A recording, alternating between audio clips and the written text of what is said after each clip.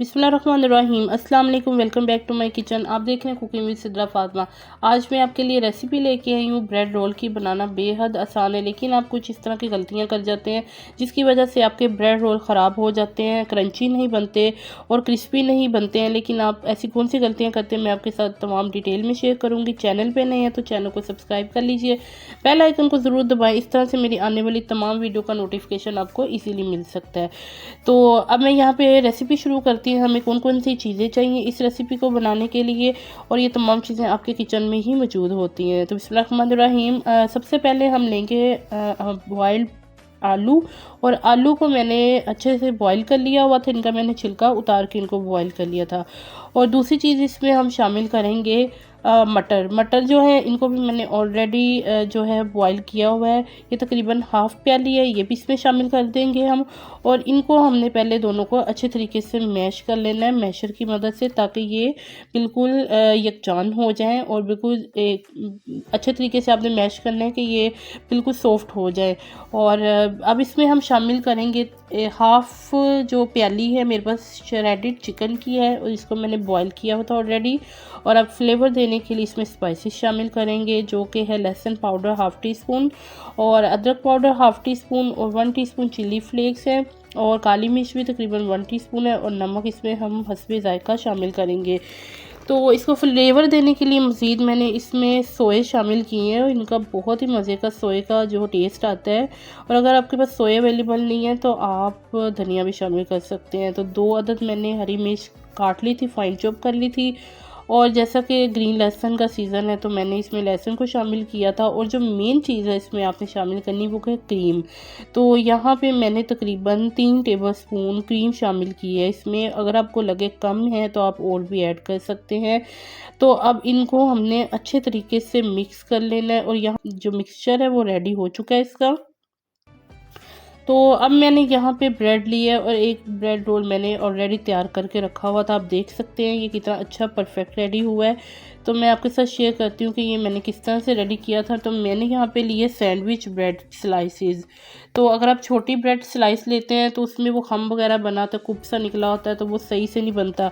तो यहाँ पे इसके एजेस हमने काटने हैं, लेकिन इसको मज़ीद सॉफ्ट करने के लिए बिल्कुल फ्रेश ली थी मैंने, इसको कुछ सेकंड के लिए माइक्रोवेव में रखा था, और माइक्रोवेव में रखने से ये बिल्कुल सॉफ्ट हो जाएगी। और अब हमें इसके एजेस काट लेने हैं। अब ये देखिए कितनी सॉफ्ट हो गई है। तो एजेस को हमने ज़ाया नहीं करना, इसके हम बना लेंगे ब्रेड क्रम्स, जो कि हमें इसी रेसिपी में इस्तेमाल हो जाएंगे। तो यहाँ पे आपने रोलिंग पिन यानी कि बेलन की मदद से इसको बेल लेना है, बिल्कुल ये फ्लैट जो है एक रोटी बन जाएगी। और फिर इसको जो मिक्सचर हम इसमें रखेंगे, और इसको बनाना बेहद आसान हो जाएगा। बस ये छोटी छोटी टिप्स होती हैं जिनको आपने फॉलो करना होता है, और आपकी जो चीज़ है वो बिल्कुल परफेक्ट बनती है। तो बड़ा अच्छा सा फ्लैट ये हो गया है इसका, स्मूथ सा। अब इसके ऊपर हमने स्पैचुला की मदद से या आपने चम्मच की मदद से इसके ऊपर स्प्रेड कर लेना है तमाम मिक्सचर, अच्छे तरीके से कोट कर लेना है इसके ऊपर, जिस तरह से आप वीडियो में देख रहे हैं। तो अब मैंने इसके ऊपर कोटिंग तो सारी कर ली है, मिक्सचर की स्प्रेड कर ली है। तो अब इसको हम करेंगे फोल्ड, और बहुत ही अच्छे तरीके से हमने इसको फोल्ड करना है। थोड़ा सा टाइटली इसको हमने साथ साथ फोल्ड करते जाना है, और बिल्कुल जब इसके किनारों पे हम आएंगे तो हमने इसके ऊपर लगाना है पानी, ताकि जो ब्रेड है वो इसके ऊपर इसके साथ चिपक जाए थोड़ी सी ना। तो हल्का सा हम इस तरह से हाथ की मदद से उंगलियों पे लगा के, या ब्रश ले लें आप, ब्रश की मदद से भी आप इसको लगा सकते हैं। तो यहाँ मैं अपने हाथों का ही इस्तेमाल कर रही हूँ। तो इस तरह से आपने थोड़ा सा इसको ऊपर से पुश करना है, थोड़ा सा दबाना है बहुत ही सॉफ्टली हैंड के साथ, तो ये आपस में जुड़ जाएंगे। तो यहाँ पे देखिए मैंने इस तरह से ये रोल एक और रेडी कर लिया है। तो इन्हीं स्टेप्स को फॉलो करते हुए मैं बाकी के रोल भी जो है वो रेडी कर लूँगी। तो यहाँ पे देखिए मैंने बाकी भी सारे रोल रेडी कर लेंगे। ठीक है, अब जो नेक्स्ट स्टेप है बड़ा इम्पोर्टेंट, वो हम इसकी करेंगे कोटिंग। परफेक्ट कोटिंग करनी है, उसके लिए हमें चाहिए अंडे, और इसके लिए हमें चाहिए ब्रेड क्रम्स। और इसी के जो एजेस साइड से उतारे थे उसी के ही मैंने ब्रेड क्रम्स बना लिए थे। यहाँ पे मैंने फ़िलहाल 1 अंडा लिया था, अगर आप चाहें तो 2 अंडे भी इस्तेमाल कर सकते हैं। तो यहाँ पे देखिए मैंने पहले से कोटिंग करके रखी है, और देखिए कितनी परफेक्ट कोटिंग हुई है। ज़रा भी ऑयल इसके अंदर नहीं जाएगा, कुछ भी नहीं होगा। ये बहुत अच्छे बनेंगे, बहुत क्रिस्पी बनेंगे, ज़बरदस्त से बनेंगे। तो सबसे पहले इसको हमने करना है, एक हाथ को यूज़ करते हुए हमने अंडे की कोटिंग करनी है। है और साइडों पे भी आपने अच्छे तरीके से अंडे को लगा लेना है और दूसरे ड्राई हाथ की मदद से आपने इसके ऊपर जो है ब्रेड क्रम्स को अच्छे से आपने ब्रेड क्रम्स के अंदर इनको रोल करना है ताकि इवनली जो सारे ब्रेड क्रम्स हैं इसके ऊपर चिपक जाएँ, लग जाएँ, ताकि कोटिंग अच्छी सी हो। जब आप इनको फ्राई करेंगे बहुत अच्छी सी कोटिंग के साथ ये बहुत ही क्रिस्पी बनेंगे। तो साइडों पे जो अंडा लगाया था उसको भी आपने साइडों से भी आपने थोड़ा सा दबा के इसके ऊपर कोटिंग करनी है ताकि ऑयल वगैरह अंदर ना जाए। जब कोटिंग अच्छी हुई होती है तो फिर ये बिल्कुल ज़बरदस्त बनते हैं। तो यहाँ पे देखिए मैंने एक तैयार कर लिया। तो इसी तरह से हम इन स्टेप्स को फॉलो करते हुए बाकी जो है रोल वो भी रेडी कर लेंगे।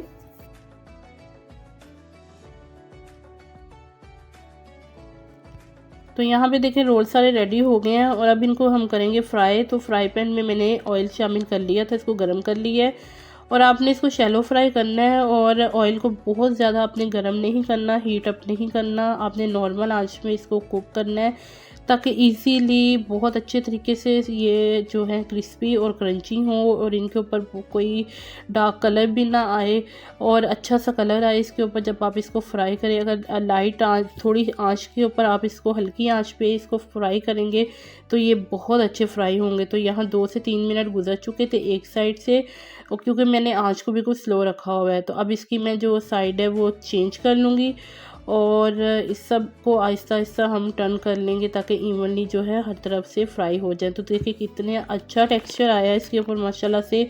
तो अभी हम 3 से 4 मिनट तक, तकरीबन 7 से 8 मिनट तक अगर आप हल्की आंच पे इसको फ्राई करेंगे तो ये बहुत अच्छे कुक होते हैं, बहुत अच्छे फ्राई होते हैं, क्रिस्पी भी हो जाते हैं और कलर भी बहुत ज़बरदस्त आता है। तो यहाँ पे देखें माशाल्लाह से हमारे तकरीबन ये हो चुके हैं फ्राई और मैंने सारी साइडों पे हर तरफ से इनको अच्छे से फ्राई किया है साइड टर्न करके।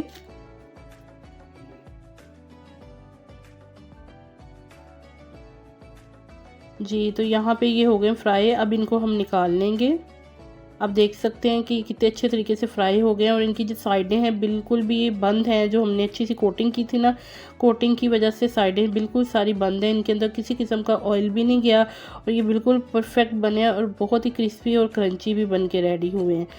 तो आप इनको अपने इफ्तार की रेसिपी में शामिल कर सकते हैं, बहुत मज़े के बनते हैं। अगर आप चीज़ इसमें शामिल करना चाहें तो आप चीज़ भी शामिल कर सकते हैं और मैं आपको काट के दिखाती हूँ कितने अच्छे से बन गए हैं, ज़बरदस्त। आप इनको गरम गरम सर्व करें, इसको केचप के साथ खा सकते हैं। मुझे उम्मीद है कि आज की रेसिपी आपको अच्छी लगी होगी। अगर आपको मेरी वीडियो अच्छी लगी है तो वीडियो को लाइक एंड शेयर करना मत भूलिएगा। आपका प्यार और मोहब्बत होता है कि आप लोग चैनल को सब्सक्राइब करते हैं और हमें अपना फीडबैक देते हैं और सपोर्ट करते हैं। हमें आपकी सपोर्ट की ज़रूरत है। आप अपना फीडबैक ज़रूर दीजिएगा कि आज की रेसिपी आपको कैसी लगी है। तो यहाँ पे देखें मैंने इनकी बड़ी अच्छी सी प्रेजेंटेशन की है ज़बरदस्त केचप के साथ। हम इसको सर्व करेंगे, बहुत अच्छे बन के रेडी हुए हैं। इस रेसिपी को आप भी बनाएं, फॉलो कीजिए और